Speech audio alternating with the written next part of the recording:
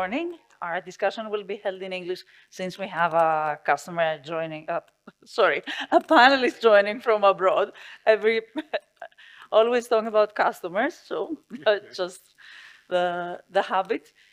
So thank you for joining us. Thank you for being here for this panel. We'll talk about how we can grow the Greek microchip ecosystem. And a few words for each one of you. So starting from Christos Sotiriou.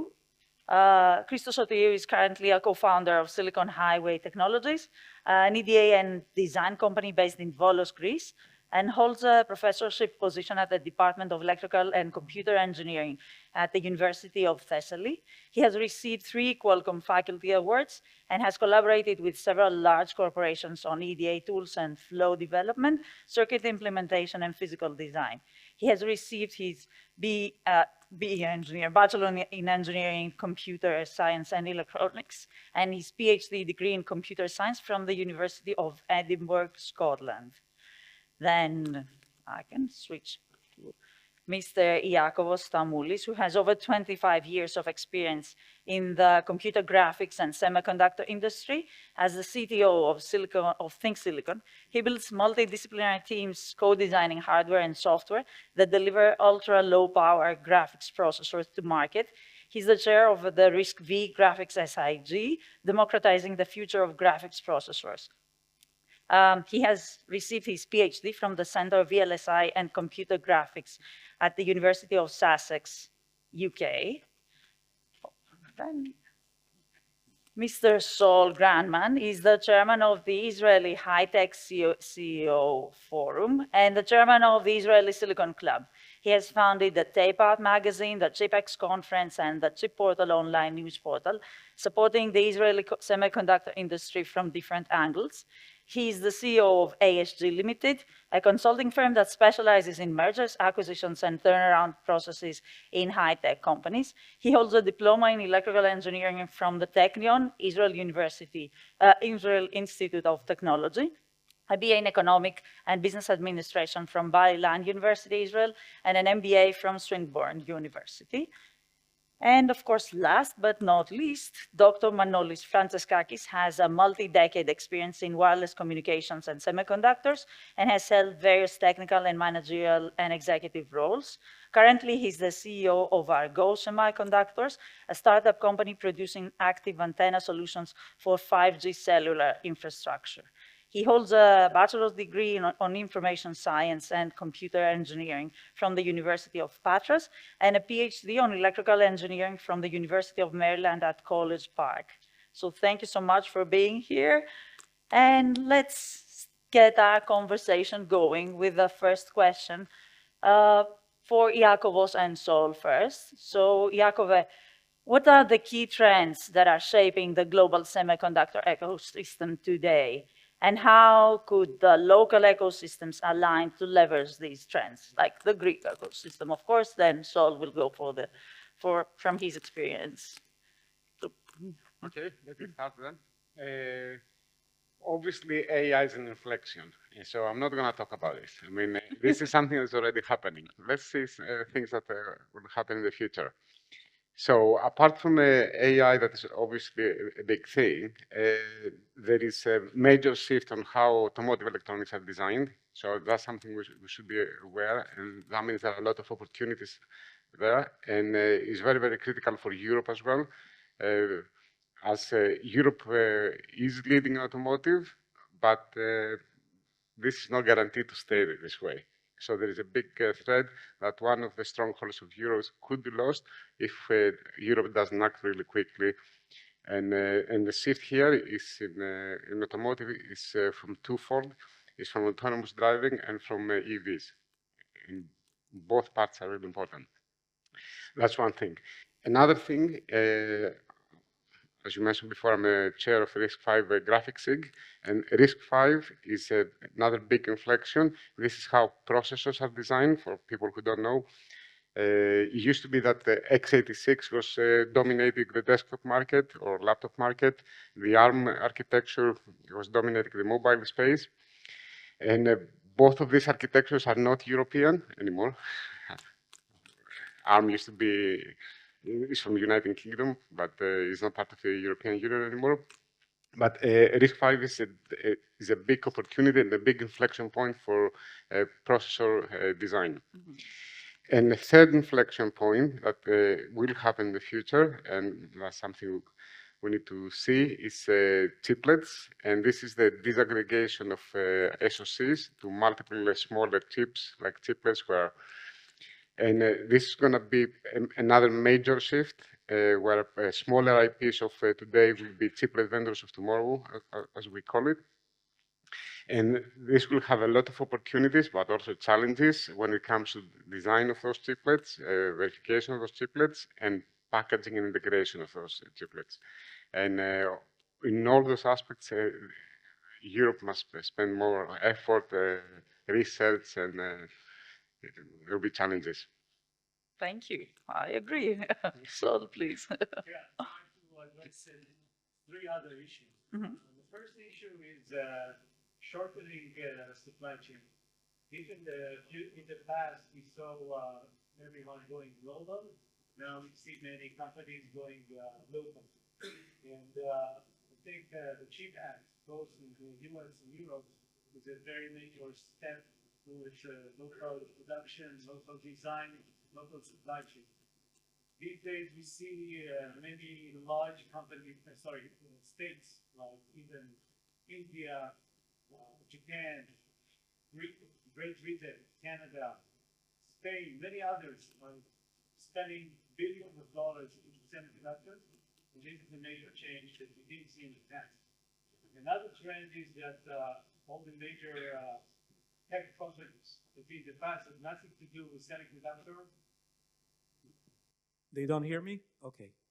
So maybe you can open my mic here, but I can talk. So anyhow, I just mentioned the shortening the supply chain, going local instead of global. The other issue is that all the major tech companies that had nothing to do with semiconductor, like Google, Amazon, Facebook, Apple, Microsoft, they all now design their own chips, and they became semiconductor companies. And the other trend is that we're going to be very close to the end of Moore's law. And this means that we will have to find other technologies that will allow the next generation of semiconductor. This goes along with what I heard earlier here, quantum computing and silicon photonics, which certainly brings new opportunities for Greek companies, or for new companies that will have innovative technologies to address future needs of semiconductor and the technology world. Thank you. Very good points. So between Christos and Manolis, maybe you would like to share your thoughts about one major gap in the Greek ecosystem today and how we could approach solving that. So Manolis, would you like to go first? Okay. Can you hear me? I don't know. Yes, okay, good. So, if we see what the semiconductors are, they are falling actually in the wider category of deep tech technology, that is technology intensive domain. There is a common problem of a very big difficulty in funding. VCs that are offering private funding actually are quite reluctant to proceed with funding in this kind of, actually any kind of deep tech technology because of long cycles and the perceived high risk. This is not a problem that appears only in Greece. This is a problem all over Europe and in the world, probably. However, Europe has identified that this is really a problem, and this is why they have devised specific tools to help. So we are having a different kind of funding that comes from Europe, like, for example, EIC Acceleration Fund and similar. And also, CHIPS Act offers opportunities for state funding as well. So on top of VC funding, we may have state funding. Now, specifically in Greece, we are even, I would say, behind on this. We have heard, I will quote the previous panel talking about the strategy, the chip strategy in Greece, semiconductor strategy, or whatever we want to call it. But I'm afraid that this is going to take some time. So we will need to find ways to accelerate things.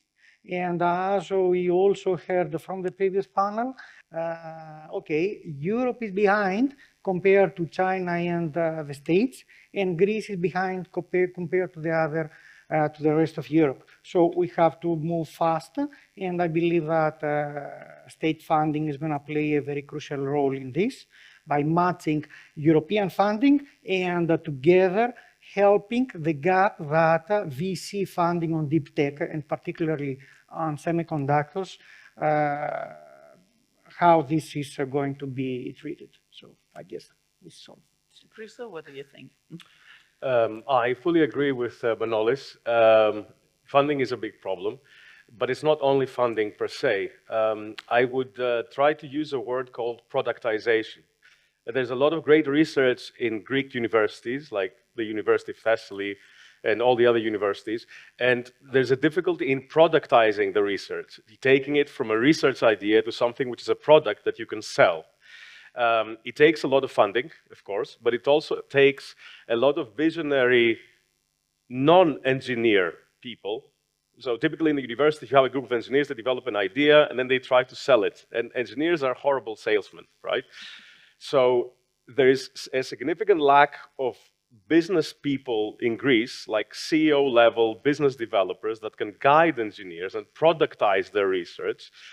For example, in our case, we're a small Greek company in electronic design automation, which is dominated by the big giants, Siemens, not Siemens first, Cadence, Synopsys, and Siemens. And for us to survive, we have to develop some niche solutions. So finding the niche does not only require engineers. Engineers have a lot of ideas about what the niche is, but you have to somehow marry it to various business niches. And when you typically do that today, you have to find people outside of Greece. There isn't a lot of availability of Greek business, EDA, semiconductor experts that can help. So productization of great research, I think, is something that is putting us back, coupled with funding, which is very important, because all of these startup companies, they have to survive long enough to become credible and people to notice that they exist. In the EDA semiconductor space, it takes about 1 year to 1.5 years for an evaluation with a customer before they start taking you seriously. So that's a very long cycle. You have to have the money to sustain yourself. And like Manolis said, it's very difficult. There's a chicken and egg problem with investors because an investor wants a very well-defined story. I'm selling this glass of water, someone wants to buy it at a premium. This is very difficult to do with deep tech. That's true. And maybe Sol, I've heard him talk about some of his experiences from Israel where things have advanced. They started earlier, so now they have lots of lessons that they can share. I hope. I'll try to summarize for you the key point that made Israel a tech powerhouse. I think it all started with education system, because if you don't have skilled workforce, probably you will not have good high-tech industry. So some of the universities in Israel are pretty good, and I think they really train good engineers. The other topic or issues is the government support, which is really important. Not only because the money that they pour to the industry, but because the way that they show the world that if the government supports the industry, probably other investors should support the industry as well. So government support, not only in words, but also in money, it's very important. In Israel, we have what we call the Innovation Authority, which spend between $300 to $400 million each year in the early startups. This is not a huge amount of money, but as I said, it shows confidence to investors that the government is putting money, usually $1 per $1 from the private sector, but it gives a lot of confidence to the private sector. The third issue is innovation.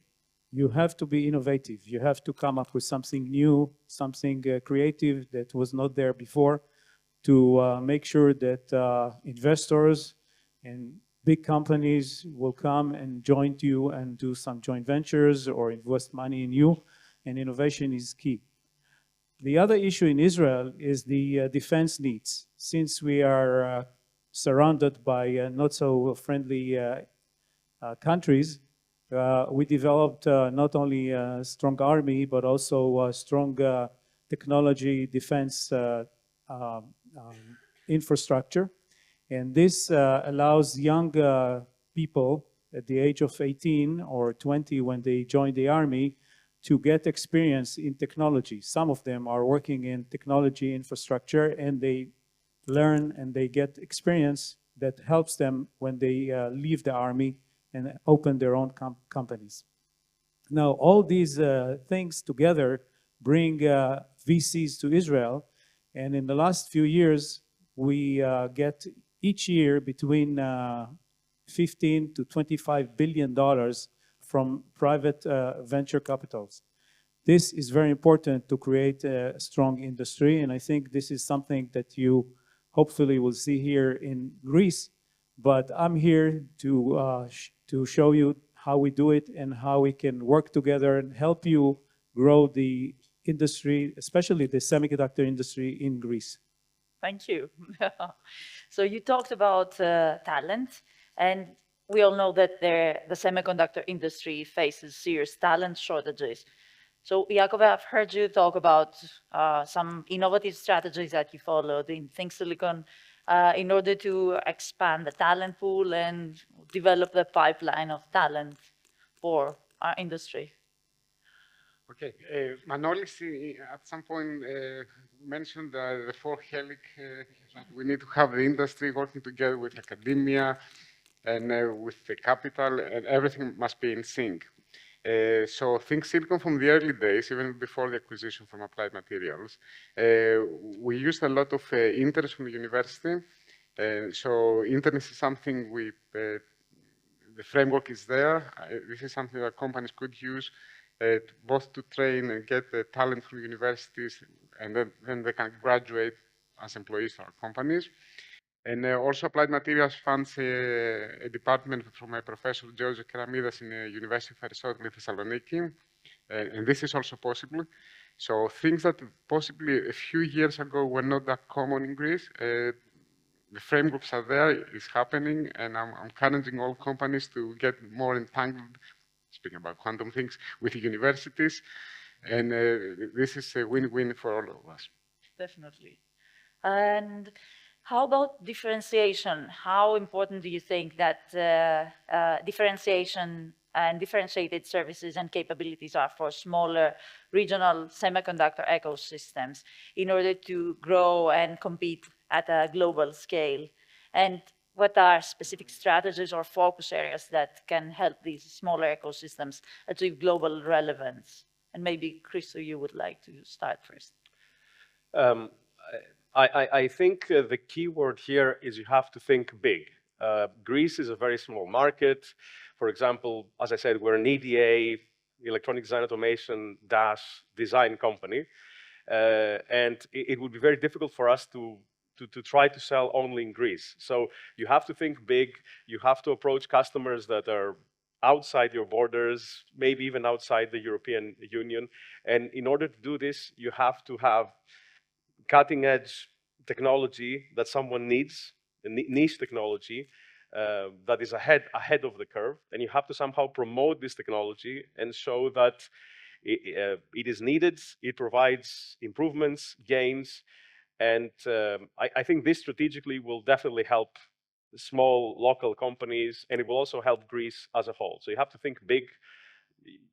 your customers are not necessarily local, that doesn't mean that you must not embrace the local customers. I fully agree that Hetia is doing a great thing. We all have to come together. We have to all work in synergy. But we also have to position ourselves in the global landscape. Yes, absolutely. So Manoli, would you like to add something, some thoughts? Well, okay, I think that we need to remember a little bit Socrates. Socrates says we need to know ourselves. Okay, so if we see what exactly is the ecosystem that we are having, we're going to see that there are practically many more smaller ecosystems. Among them, there is one that has been built throughout very intensive effort of more than 30 years. I'm talking about a particular flavor of semiconductors, analog semiconductors. The analog world will be there and will be there forever. Okay, and its importance is going to only be increasing. There is no way it will go down, it will keep going up for very specific reasons that we can analyze, but no need. Now, what is happening is that most of the companies, or a very large number of companies in Greece, are exactly under this umbrella. We have to take advantage of it. We have to build on it. We have to make it our flag or whatever, I mean, a brand name. And actually, this is an activity domain that is already known in the people that are in the market. I'll quote another expression, which is the Greek mafia. Okay, the Greek mafia, not in something bad. This time is, you know, as opposed to the Iranian mafia, both of them in analog semiconductors. Okay, we are already known, and we have to build on it. How to build on it? Funding is one way, branding is another way, many other ways, okay, are possible, I guess. But knowing who we are and what to force is the primary thing. Otherwise, we will not distinguish ourselves inside Europe. Yep, the Greek mafia then, branding. So, Sol, what do you think? How about Israeli mafia? I will not talk about the mafia. No mafia. No mafia. First of all, I think Greece has some advantages. First of all, I think the location of Greece is really good because you are between Asia, Middle East, and Europe. And the fact that you are part of the European Union gives you a very good gate for companies from both Asia and Middle East to European Union. Second, I think there is a good talent of engineers here. You spoke about analog technologies, which is really good here. And of course, I heard some of the people from the government here that said that they would like to support the industry, so I hope they really mean it. Now, I'll share with you what we did in Israel, and maybe you can learn from it, because what I did about 15, 20 years ago, I realized that we have some very good semiconductor companies, but people don't realize how important semiconductor is. And what I did, I decided to create a community of companies, both the vendors and the customers of these vendors in Israel. And we created 4 different platforms. We have a magazine called Tape Out Magazine, which is dedicated just for semiconductor companies. We have a daily news portal called Chip Portal that covers news from the semiconductor industry from around the world and from Israel. We have conferences. The main conference is ChipEx. And we also have an executive club called the Silicon Club. So all these platforms created a community that communicate very good between themselves, but also brought global companies to Israel. Now, people don't realize that Israel, although it's a very large community of technology companies in various sectors, 8 out of the 10 largest exits of Israeli companies are semiconductor related. So semiconductor in Israel is very successful. And I think that the fact that we created also this community helped to bring multinationals. Now, I mentioned earlier that companies like Amazon, Google, Microsoft develop chips. Now, all of them are in Israel, and most of them came to Israel by acquiring Israeli companies that were semiconductor companies. So basically, by having these companies in Israel, companies like NVIDIA or Amazon or Apple came to Israel, started their operation, the design center in Israel, by acquiring Israeli companies. And I believe that if you'll do the same, you'll see more and more companies. And this is different from trying to attract major companies like, Intel, Qualcomm, Broadcom to come to Greece, just, hey, come to Greece. No, you have to create your own companies, your local companies, Greek companies, and then the international companies will come here. And this slowly happens in Greece as well. So what do you think, Iakovos? There's definitely a big opportunity for Greece right now. And for everyone, this must be the message, I think, eventually today, that there is a deglobalization between the US and China, and actually developing technology outside the US is a big advantage in Greece. There are many, many benefits for technology to be developed outside the US, so that's definitely a big opportunity for Greek companies.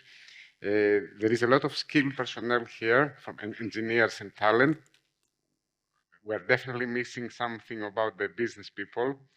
And we must see this, because just developing more business people is not enough.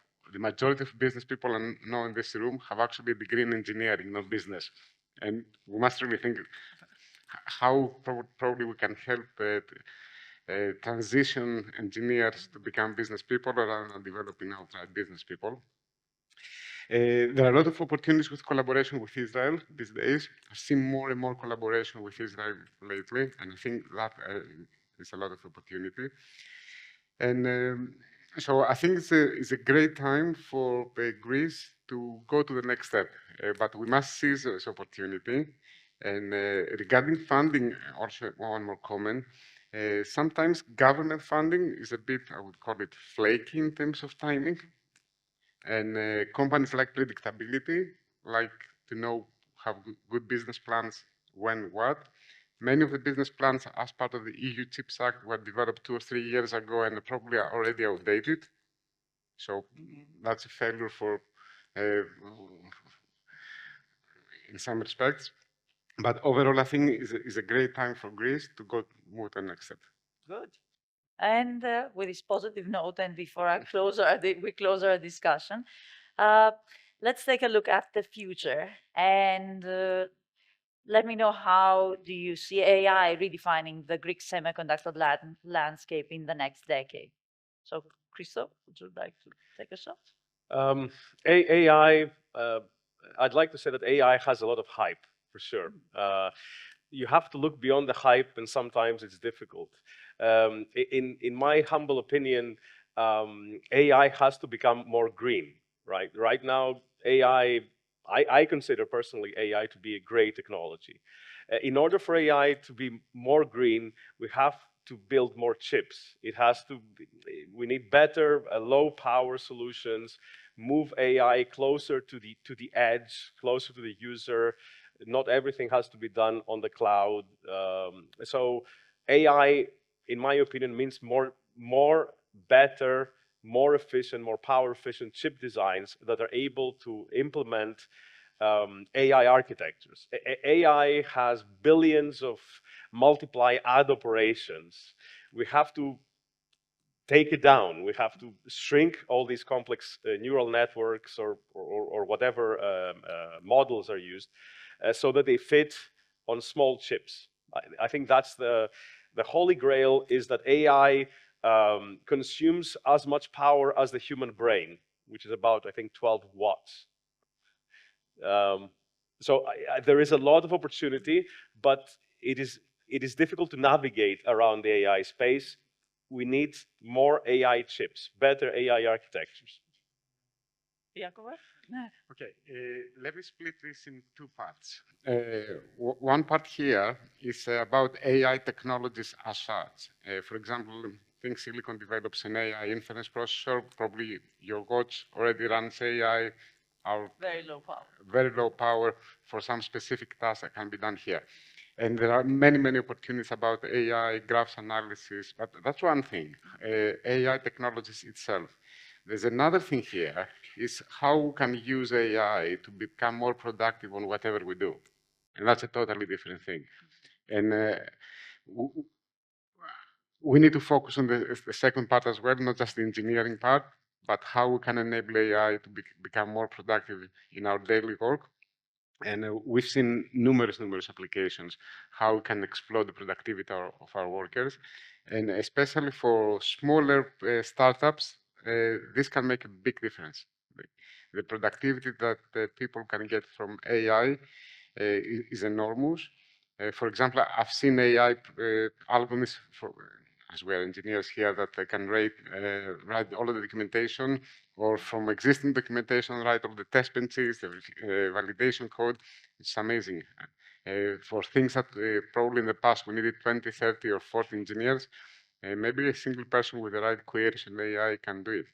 And these productivity gains can be game changers for small startups. For sure. So, Yeah, I tend to agree that there is a hype in AI, but you know it's the same as it was in the year 2000 when we had the internet bubble burst. At the end of the day, we cannot think about the world without internet, and I think the same will happen with AI. It's just the beginning. We just see today a very early stage of AI, and certainly the world is really looking for new applications, for new companies that will bring technologies for a better efficiency in manufacturing, for better chip design by AI, by having AI on the edge, by improving supply chain with AI. And these situations invite opportunities and invite new companies that will provide solution for using AI to improve all these technologies. I think this is a good opportunity for Greece because you can have a relatively small company developing new software solutions for AI and also some new chips based on AI. And this is something that I see in the future can generate new opportunities. I certainly will be happy to help you. Just to tell you, recently my wife and I bought a house in Greece, so now we are becoming more and more Greek. We're still not so good in Greek, but we are planning to spend more time here. So if we can help you, we'll be happy to do so. And I certainly believe that AI is the future. thank you. Manolis, would you like to? Okay, there is a hype. The hype brings the hardware of AI up to 300 billion by the end of the decade. I don't really believe this number, but one thing is certain, that the market is huge and there are going to be a lot of effort developing new hardware. And I believe that this is a great opportunity for Greece as well, because we do have the background going in this direction. And more specifically, I will continue on the thought of Christos, who brought up the number one problem of AI, which is power consumption. The brain consumes just 100 calories for intense thinking of 1 hour. And we would like to have a power plant in order to do something similar with the machines that we are having today. So the way that this is going to be solved is to try to mimic, in quotes, some way what natural intelligence is doing, and the intermediate step or the final step going there is actually analog intelligence, okay? Analog artificial intelligence. So we do have, as mentioned even before, a lot of talent in Greece, and if used in this direction, we can really see something very impressive, nice things happening in Greece. A last thing I'd like to mention from a totally different angle is that since we are talking about hardware, semiconductors is mostly hardware, okay? So this is again deep tech, so I'll end with what I started. This is going to be a really very, very safe place for young people that look about their careers, because it will not be threatened by the same thing, AI, that will threaten, okay, it will threaten many other tech positions and activities. Thank you so much. And that brings us to the end of our conversation. Gentlemen, thank you very much for sharing your insights and being here today.